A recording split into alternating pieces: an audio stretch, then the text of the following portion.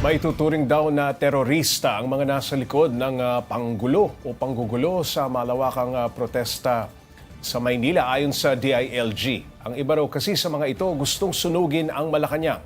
Para bigyan ng mukha ang balita, Mobile Journal Julie Baiza. Nasa secured place daw sa Malacanang compound si Pangulong Bongbong Marcos sa gitna ng mga protesta nitong linggo. Hindi na nagbigay ng dagdag na impormasyon ng palasyo kung sino ang mga nakasama ni PBBM. Pero maghapon daw ang naging pagbabantay ng Pangulo sa mga nangyayari. Kinumpirma naman ng DILG na mayroon silang intelligence report na ang gulo sa Mendiola ay konektado sa planong pagsugod sa Malacanang.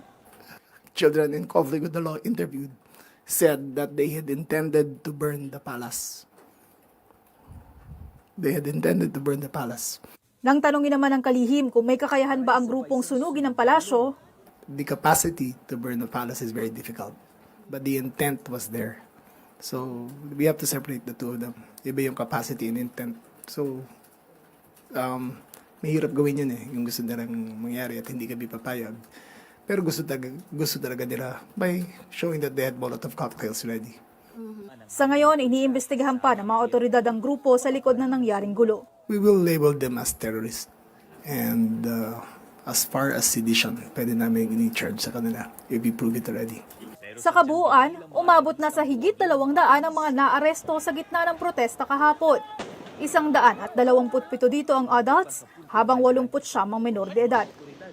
Ang mga adult maaaring maharap sa kasong arson, grave physical injuries at sedition. Ang mga menor de edad naman posibleng ipasak ang kustodiya sa DSWD. Mobile Journal Julie Baiza po, hatid ang mukha ng balita.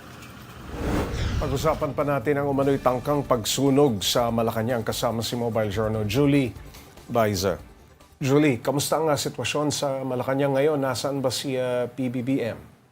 Pops J, yung sitwasyon sa Malacanang, mahigpit pa rin yung seguridad.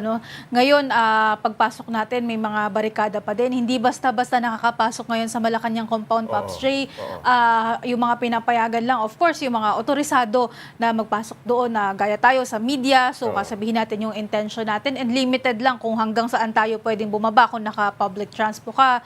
And ang Pangulo, ang sabi ng palasyo, patuloy naman yung pagbabantay niya. Kahapon, maghapon siyang nagbantay doon sa nangyayari nga na malawakang kilos protesta, and ngayon nakabantay rin daw at nakamonitor ang Pangulo sa epekto naman ni Bagyong Nando.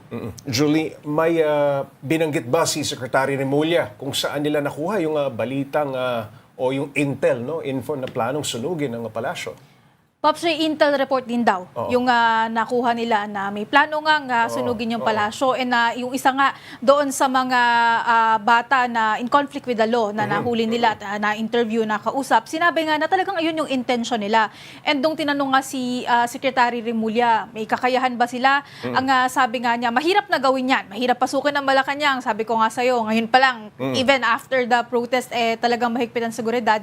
Pero yung intention nandoon daw, Pops J. Okay, Julie, ano naman ang sagot ng palasyo dun sa sinabi ni dating Governor Chavit Singson na binayaran daw yung ibang nanggulo sa rally?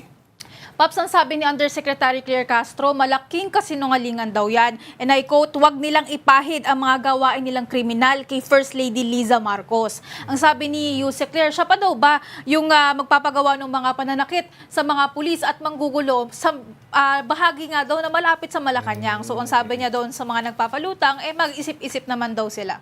Okay, maraming salamat, Mobile Journal Julie Baiza.